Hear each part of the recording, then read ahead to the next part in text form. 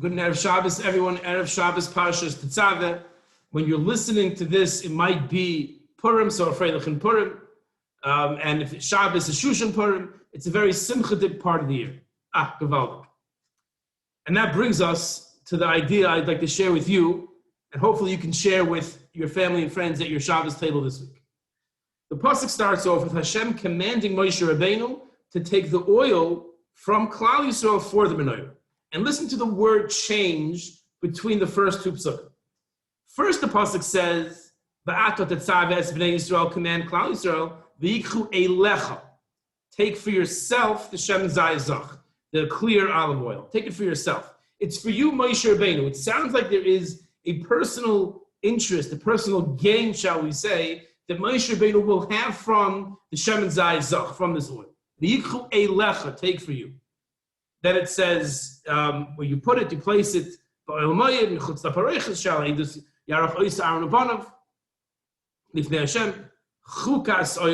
it's an eternal decree. Now, choik usually means a halacha that does not make sense. It's not logical. It's gzer min hashamayim, as opposed to the v'yikchu eilecha that we just read, which is implying that it is there. It's there for a benefit for Moshe Rabbeinu. Now we're calling it a chukas oilam. It's a choik. The doira is some for the generations. Me'ez b'nei Yisrael. The shemen is there. It's a choikim for generations. When it's talking about Moshe Rabbeinu in pasuk Chaf, the first pasuk of the parsha, it says v'yikchu eilecha. Take it for yourself. It should be taken for you, Moshe Rabbeinu. You're going to gain from it. At the end of pasuk Chaf Aleph, it says it's a chukas oilam. It's a choik, which means it's not for anyone's gain. It's just it's a halacha. So you keep the halacha, you gain, but there's no logical gain in this world from it. The doyer is some for the generations. So for Moshe Rabbeinu, it sounds like there's something to gain personally. For Klal Yisrael, it's a choik. How do we understand that? There seems to be two ways to look at the Shem. How does that match up? And that is the topic of the first Meshech Chachma in Parshas Tetzaveh. Says the Meshech Chachma, Yitachin, Api Divrei Harav the Eben Ezra, the Parshas Ba'al Yisra. Says the Eben Ezra, an amazing chiddush in the beginning of Parshas Ba'al Yisra. Sha'af api sha'amru, it says in the Mechilta, Kol divrei shenidabra Kadosh Baruch Hu Moshe v'hoya el b'yoyim, that all the dibras, all the discussions, the speech, the talking between Kadosh Baruch Hu and Moshe Rabbeinu was only in the daytime. It says b'yoyim dibra Hashem el Moshe. But listen to this.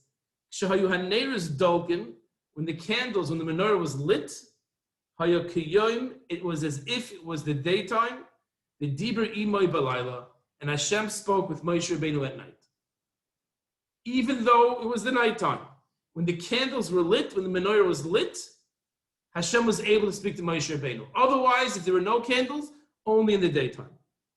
Explains the Meshech Chachma, L'zeh Omar v'yikchu eilecha.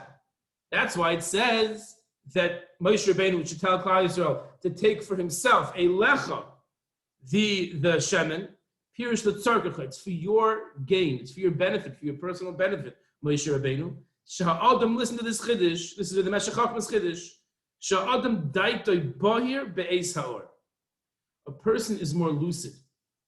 His das is bahir, his clear thoughts be'eis ha'or, when there's light, when he sees.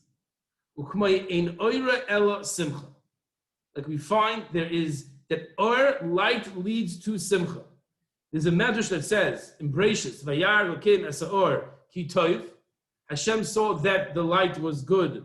Vayavdel, and he separated the light. Says the medrash, Kevin Shura Haor Hazeh Shakadosh Baruch Hu Ganazois Tzadikim. Once this light saw that Hakadosh Baruch Hu took that light during creation and set it aside for the tzadikim, Miyad Samach Or Hazeh Simcha Gedolah. The light itself received a tremendous simcha. Shenema or tzadikim yismach. So you see that simcha's Purim. Simcha is associated with light. Lezehu tzorich hachanas nefesh Moshe la'adibor. Says the Meshech Chachma, Moshe Rabbeinu needed the light in order to prepare him to talk to HaKadosh Baruch Hu. Shayashar mitoich simcha. We know that nevuah only comes mitoich simcha. That's why Shaul would have David HaMelech play the harp for him to get him into a simchadik mood. Hashem would only speak to Moshe Rabbeinu in the daytime. Why? When it's lichted, when there's light around, a person is besimcha. And at nighttime, if there are neiros, if there are candles, then also HaKadosh Baruch Hu would speak according to the Eben Ezra to Moshe Rabbeinu because his daita was bahir. He was able to think clearly when you had the light. Aval chukas oilam l'doiraisam, but after Moshe Rabbeinu is going to die, and they're still going to require the oil, the menorah in the Mishkan, in the base of Mikdash. But why? It was only Moshe Rabbeinu that Hashem spoke to from the Mishkan, inside the Mishkan, that you can argue the light was needed in order to facilitate that conversation, that interaction with Hashem. But the Doiraisam says the Meshech Chachma, that is a chukas oilam. Me'ez b'nei Yisrael. Sh'ledoiris hu chayk b'litam. The fact that we need a menorah in the Mishkan after Moshe Rabbeinu, post Moshe Rabbeinu, doesn't make sense. It's not logical. For Moshe Rabbeinu, he spoke to Hashem in the Mishkan, so he needed it. But afterwards, it's a chayk. The gzer hi milofanai sheklum lo'oyer nitzarach, as the Gemara asks in Shabbos. Hashem needs the light. But like kol ha'boim shen l'holchu el lo'oyroi, the Yidden traveled in the desert to Hashem's light, so he needs their light in the Mishkan. And the Gemara goes on to explain that it's an edus, that the fact that the menorah stayed lit for a long time was an edus to everyone that the Shekhinah is shayra here. But says the Gemara that Hashem does not need the light. The menorah lights after Moshe Rabbeinu were not there because the light itself was needed. It was for some other reason to be an edus, a testimony to everyone else that the Shekhinah is here in the Mishkan. So Vikhrei Lecha, for Moshe Rabbeinu, there was a need to have his daitoi bohir so he can speak to Hashem, be in that state of simcha. But for the Doiraisam, it was a chayk. It was what's called a paraduma. It was a halacha. It was a mitzvah that doesn't have a tam, doesn't have a real reason. I mean, all mitzvahs have real reasons, but the reason was not readily understood. We see from here a tremendous yisoid that even Moshe Rabbeinu, in order to have that ability to speak to a Kadosh Baruch Hu, he needed to have that outside stimulus of light to put him into that state of simcha.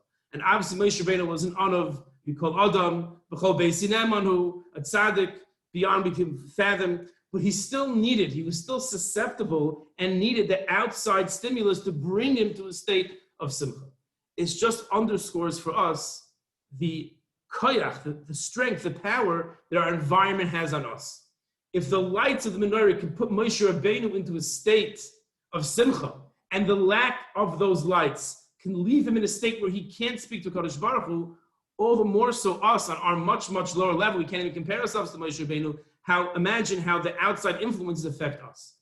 As a Baruch in Yeshiva, one of my Rebbeim used to always quote the Rambam, Deos Vav Aleph. Never forget this. Deos Vav Aleph. Hilchus Deos, Perek Vav, Halacha Aleph. He would always quote Deis Vav Aleph.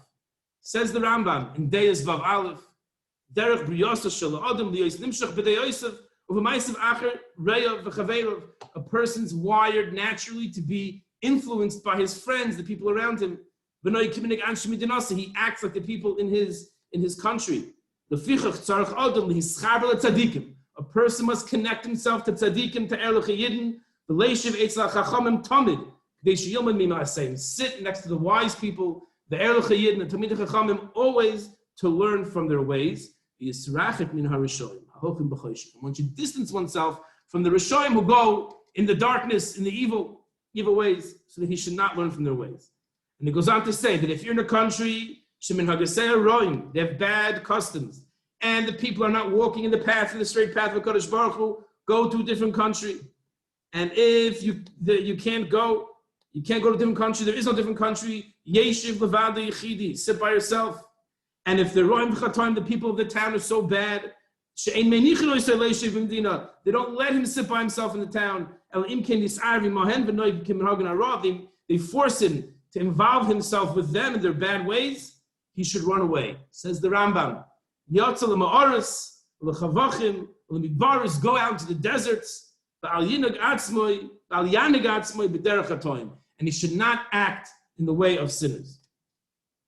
The Heilige Rambam is telling us the force of peer pressure, of the environment one finds themselves in, is so strong that if you can't escape it, you have to run out to the mountains.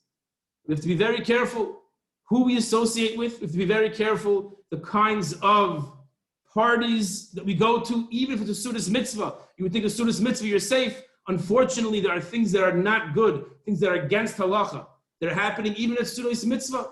And we shouldn't delude ourselves to think, it doesn't apply to me, I'm on a different level. The Rambam Deis Vav Aleph applies to every Yid. The concept that my environment affects me applies to Moshe Rabbeinu in the Mishkan. Just being in the Mishkan wasn't enough for him to be in that state of simcha. He needed the neiros, all the more so we have to make sure that for ourselves, for our family, and for our children, we keep our environment as pure as possible. We stay away from anyone who's not hoilich b'derech hayasher. A person is not going on the proper path. A person has bad midas. A person who's doing dvarim wrong, the wrong thing. We have to make sure that we separate ourselves. And with that, we should all be zoiche to the Gula Shleima, B'mehera V'yameinu. Have a wonderful Shabbos and a Freilichen Purim and Shushan Purim.